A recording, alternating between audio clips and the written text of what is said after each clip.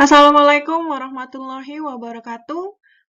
Alhamdulillahirabbil alamin, kita bisa bertemu lagi dalam mata kuliah Pendidikan Kewarganegaraan. Ini merupakan pertemuan ke-14 di mana kita akan membahas mengenai ketahanan nasional Indonesia. Sebelum melangkah lebih lanjut, kita harus memahami terlebih dahulu apa itu konsep ketahanan nasional. Nah, konsep ketahanan nasional merupakan keadaan dinamis suatu negara yang mencakup semua aspek kehidupan nasional yang terintegrasi.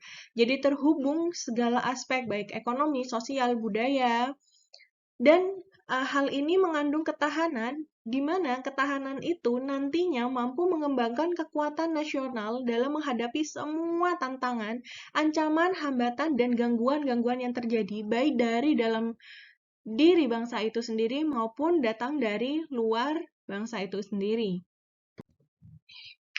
Lalu selanjutnya, bagaimana wajah ketahanan nasional? Jadi ini dirujuk dari teorinya Lemhanas Association tahun 1980, di mana ada 3 wajah ketahanan nasional. Yang pertama, ketahanan nasional sebagai suatu konsepsi atau doktrin, di mana artinya di sini setiap warga negara memiliki pemikiran dan doktrin yang sama antara satu dengan yang lainnya untuk menjaga keutuhan negaranya, tapi hanya sekedar ada pada pikirannya saja. Dan yang kedua, ketahanan nasional sebagai suatu kondisi. Jadi suatu keadaan di mana ketahanan nasional itu harus dilakukan dan dipertahankan oleh setiap warga negara.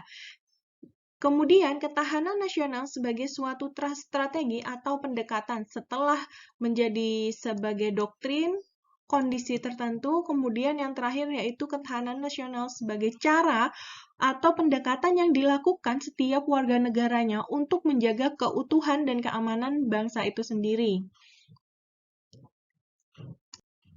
Kemudian dari rumusan pengertian yang sebelumnya, 3 wajah ketahanan nasional itu diturunkan ke dalam GBHN tahun 1998, di mana di situ ada 3 nih pengertian dari ketahanan nasional.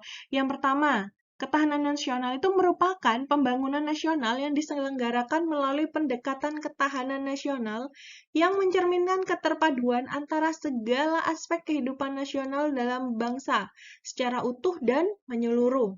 Kemudian menurut GBHN tahun 1998, ketahanan nasional merupakan kondisi dinamis yang merupakan integrasi dari kondisi tiap aspek kehidupan berbangsa dan bernegara. Nah, pada hakikatnya, ketahanan nasional adalah kemampuan atau ketangguhan bangsa untuk menjamin kelangsungan hidup menuju kejayaan bangsa dan negara, menuju dan mencapai tujuan dari negara itu, yaitu apa? Kesejahteraan sosial, kesejahteraan yang masyarakatnya. Kemudian, di sini yang ketiga, ketahanan nasional meliputi ketahanan ideologi, ketahanan politik, ketahanan ekonomi, ketahanan sosial budaya, ketahanan pertahanan, dan keamanan. Ketahanan ideologi menjaga pemikiran dan budaya bangsa agar tidak tergerus dan terkikis budaya bangsa lain. Ketahanan politik menjaga keamanan politik, ketahanan ekonomi, memberantas kemiskinan, ketahanan sosial budaya, menjaga budaya, bangsa, kemudian ketahanan dan pertahanan keamanan, menjaga kondisi keamanan negara, seperti penjagaan di perbatasan, penjagaan dari kerusuhan, dan lain sebagainya. Selanjutnya, terdapat dimensi ketahanan nasional. Apa itu? Yang pertama yang perlu dilakukan untuk menjaga ketahanan nasional adalah pertahanan diri. Dengan menjaga pertahanan diri, kita bisa melangkah lebih lanjut untuk menjaga ketahanan keluarga, yaitu kelompok paling kecil di sebuah negara. Yang ketiga, menjaga ketahanan wilayah. Yang keempat, menjaga ketahanan regional. Dan yang kelima, menjaga ketahanan nasional. Oke. Lalu, untuk menjaga ketahanan nasional itu sendiri, maka perlu ada upaya-upaya yang dilakukan. Salah satunya adalah dengan melakukan bela negara yang harus dilakukan oleh setiap warga negaranya. Oke, bela negara yang dilakukan tuh ada dua. Itu ada dua ya, ada fisik dan non-fisik. Fisik contohnya seperti melakukan perang jika terdapat serangan. Yang non-fisik apa? Menjaga keamanan dan ketertiban lingkungan, menjaga kedamaian, tidak melakukan ujaran kebencian, tidak melakukan sesuatu yang memicu perpecahan, dan lain sebagainya. Seperti itu. Lalu bagaimana sumber historis, sosiologis, dan politiknya tentang ketahanan nasional dan bela negara itu sendiri?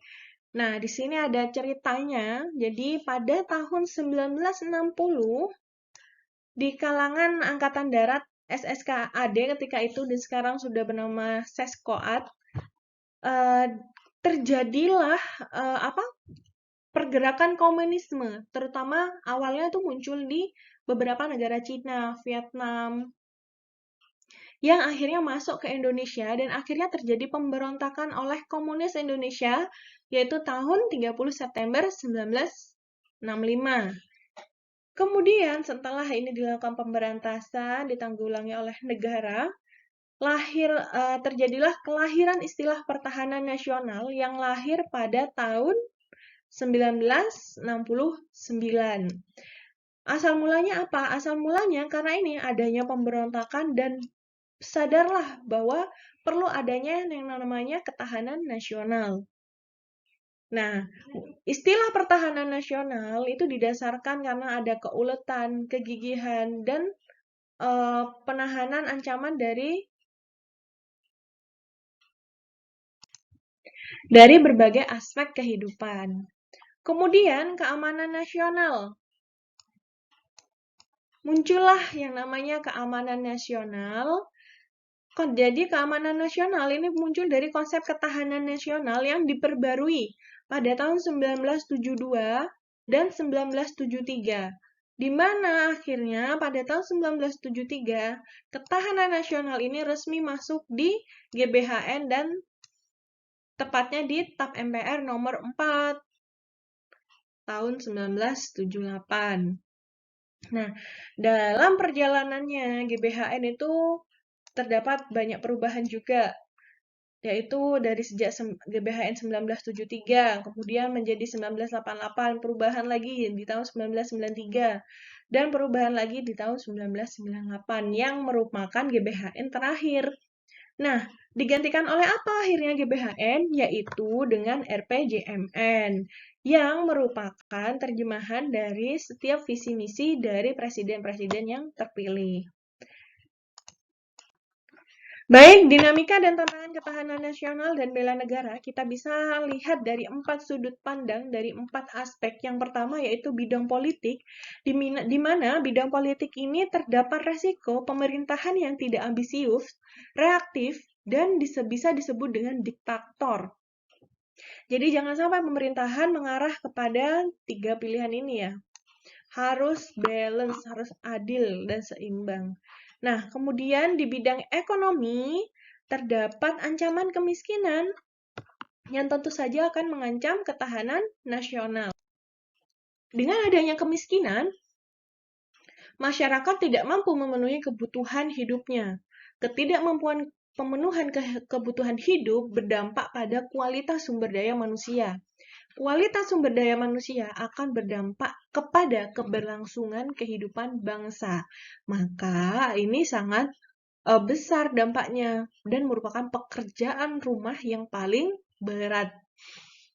Kemudian di bidang sosial dan budaya. Nah, ancaman terbesar adalah ketidakmampuan masyarakat untuk mempertahankan keanekaragaman yang ada. Kita tercipta antara satu wilayah dengan wilayah lain, yaitu berbeda budaya. Maka perbedaan ini justrunya bukan menjadi perpecahan, bukan menjadi alat untuk memicu perpecahan, tapi harusnya menjadi alat persatuan. Alat bersatuan agar kita bisa bersyukur bahwa kita itu kaya karena adanya keanekaragaman. Kemudian yang keempat, bidang pertahanan dan keamanan. Nah, ini keamanan perbatasan-perbatasan nasional, terutama di ujung-ujung ya, ujung-ujung laut kita, maka perlu adanya ketahanan yang kuat. Wilayah kita cukup besar dan cukup luas. Jika tidak ada strategi yang tepat untuk melakukan keamanan perbatasan-perbatasan, maka ya akan terus kecolongan seperti misal pencurian ikan dan lain sebagainya.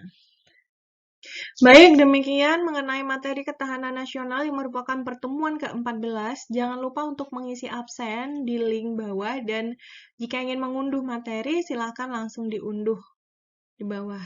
Terima kasih, kurang lebihnya mohon maaf. Jika ada pertanyaan, silakan komentar atau ditanyakan langsung di grup. Wassalamualaikum warahmatullahi wabarakatuh.